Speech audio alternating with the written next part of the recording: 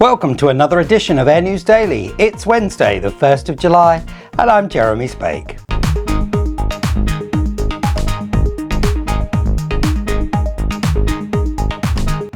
As it celebrates becoming an octogenarian, Scandic carrier Scandinavian Airlines, who only emerged from Chapter 11 bankruptcy protection 2 years ago, has placed its largest ever aircraft order, which includes 18 Airbus A330-900s with 10 options, all of which will be powered by Rolls-Royce Trent 7000 engines to help fulfill its wide-body needs.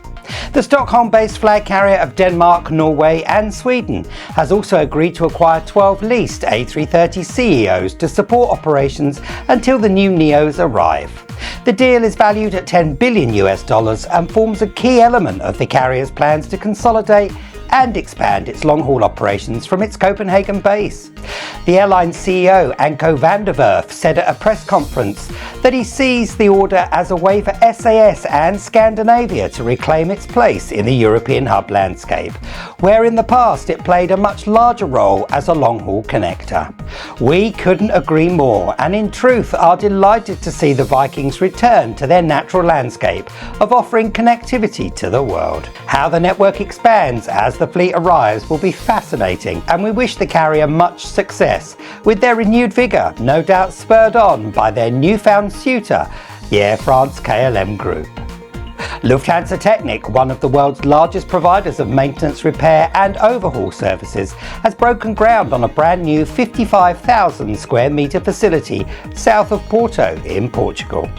The new facility will be dedicated to the repair of engine parts and aircraft components and forms part of Lufthansa Technik Portugal's operations on behalf of its parent company, Lufthansa Technik.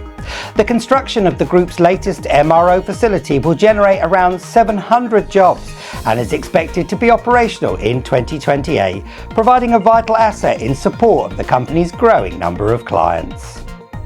Turkiye's Dalaman Airport achieved a major milestone in its sustainability campaign recently by becoming the first airport terminal globally to meet 100% of its electricity demand solely through rooftop solar installations. The completion of Phase 2 of its rooftop solar power project represents a step change in sustainable airport operations and will no doubt become a source of inspiration for other airports across the globe as they strive to improve their carbon footprints. It proves that it can be done, and in fairness, it's quite remarkable that they have become self-sufficient in terms of electrical power. Senegalese flag carrier Air Senegal has signed an interline agreement with Air France in a move that gives the West African carrier much needed intercontinental reach, having undergone a restructuring plan that saw the carrier cancel its long-haul flying program and returning its Airbus A330neos to lessors. The new agreement will enable Air Senegal customers to enjoy seamless travel via Paris to 10 major European cities, to include Frankfurt, London, Madrid and Rome, as well as Montreal and Toronto in Canada. The cargo division of Korean Air has joined the Freightos digital platform that allows customers to access real-time air cargo rates and capacity on key routes from North America and Europe to Asia. Forwarders operating in these regions will now be able to digitally search, quote, and book shipments instantly across Korean Air's network, which is served by 166 aircraft to include 23 dedicated freighters. Recent newcomer Riyadh Air of Saudi Arabia has now opened bookings for 3 further routes on its fledgling network. Malaga in Spain will launch on the 14th of July and run 3 times weekly until the 8th of September. The Malayan capital Kuala Lumpur will commence on the 30th of July, operating thrice weekly.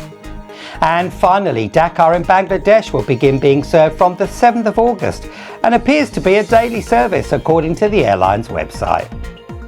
We end today with one of the many humanitarian stories that demonstrate that despite geopolitical tensions caused by certain world leaders, when our fellow humans need help, the world rises to the challenge. As we have seen in the case of the support flooding into Venezuela following the devastating earthquakes that struck the South American country on the 24th of June. The latest country to offer support is Vietnam, who dispatched a Vietnam Airlines Airbus A350 to Caracas yesterday, carrying 124 search and rescue specialists, 10 rescue dogs and 25 tons of urgently needed medical supplies and equipment. They join teams from across the world supporting local emergency response groups to deal with the aftermath of the earthquakes. And we salute each and every person lending their support. That's all from us for today. We'll land back with you again tomorrow, so be sure to check in with us again then. In the meantime, you go steady. Bye for now.